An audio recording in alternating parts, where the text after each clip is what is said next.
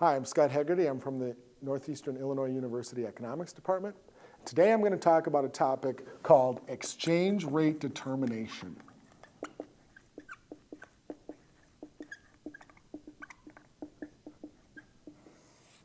Exchange rate determination.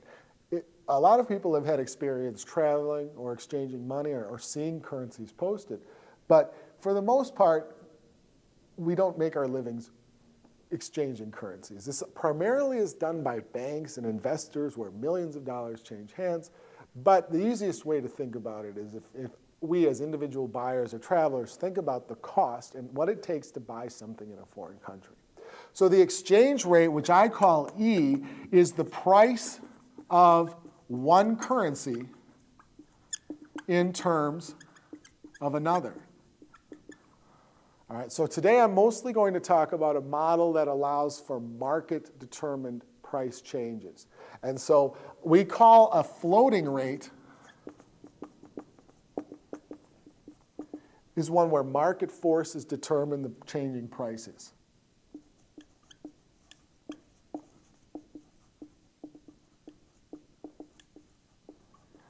I'll also talk a little bit about a fixed rate where central banks determine it.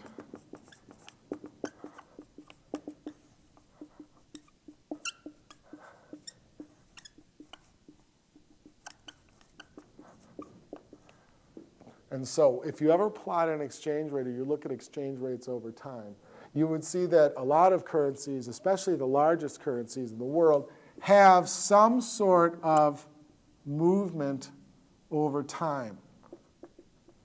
And that's because market forces are constantly changing.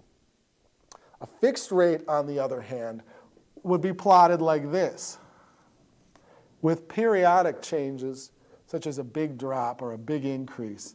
But it's flat for a reason. It's flat because the central bank has chosen this.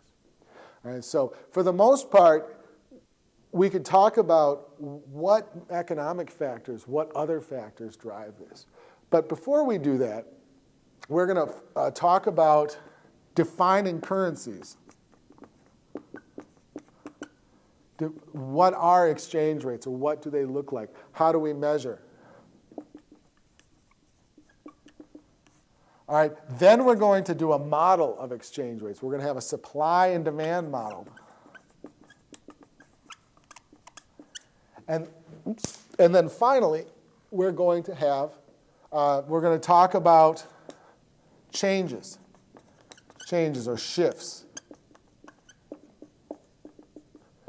And then if we talk about the fixed rate, we can talk about how central banks ignore those changes or actually intervene in the market. So.